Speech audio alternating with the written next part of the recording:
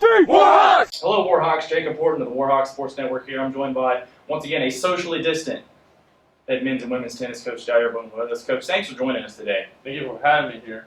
No problem. Well, Coach, I want to talk about your men's team here for a second. You've gotten a few matches underway with some mixed results. Just talk about what you've seen so far from them and what you think the ceiling can be for that team.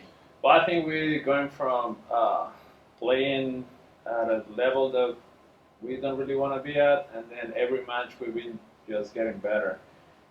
We started January 20th something. Our first match, we had only a couple of days of practice with not the full roster, and the guys played a doubleheader that day.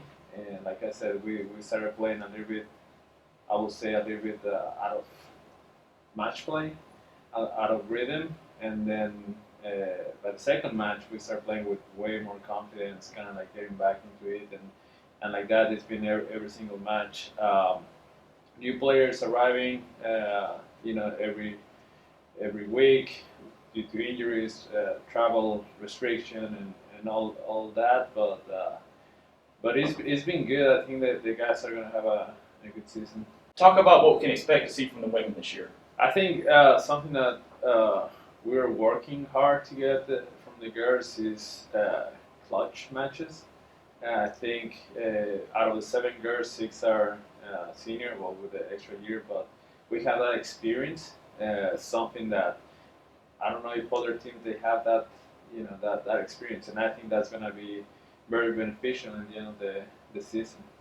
Yeah, and that, like I said, that kind of segues us into our next question. You've got 7 players coming back on each side, 7 on your women that have played matches for you in the past. Same for the men, and you talked about it a little bit, but just talk about how you think that experience is going to benefit you down the stretch, knowing that you've got players that have already gotten it done for you in the past. Yeah, I think in the women's side, just to continue with that team is a lot of experience. They're obviously they were bumped down last year with the season being cut, and I think all these months that we've been practicing and talking about what we can do next year or this season is just a lot of motivation. And in the men's side, it's the same thing. Obviously we have 7 returners.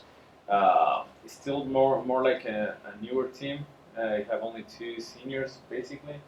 And everybody else, it's kind of like a freshman with half of the season of experience. So everybody knows what to expect, what's the level of competition, what are we looking for in obviously in the culture, in the philosophy, how we want to face the matches, and obviously with the additions that they're just going to bring, more depth and make us better. And one of your tendencies I've noticed in the last few years covering you guys, when it comes to scheduling, you like to put together a pretty tough non-conference schedule. And that's, of course, on top of an already very strenuous GSC slate. Just talk about how you think those, your strategy behind that non-conference schedule can ultimately make our team better regardless of the result. Yeah, I think, in tennis, and especially in our conference and region, there's no way to hide. I don't like to hide away from the competition, and I like actually to play the best. We're competing against the best teams, and winning or losing, at the end of the day, it's just gonna make us better. They're gonna set the tone for how we need to practice, what's the level of competition, and obviously once that we're getting some results, obviously we're gonna be a top team in the nation as well. So I think that's very important for me as a competitor. I like to obviously play the best, but not only play the best, be one of the best teams, and that's where I like a little bit, the reasoning, and plus, in order to make it to regionals and nationals, we have to play against probably top 10 teams in the nation. We have 7 matches in the men's side that are top 25, and like 4 or 5 in the women's side.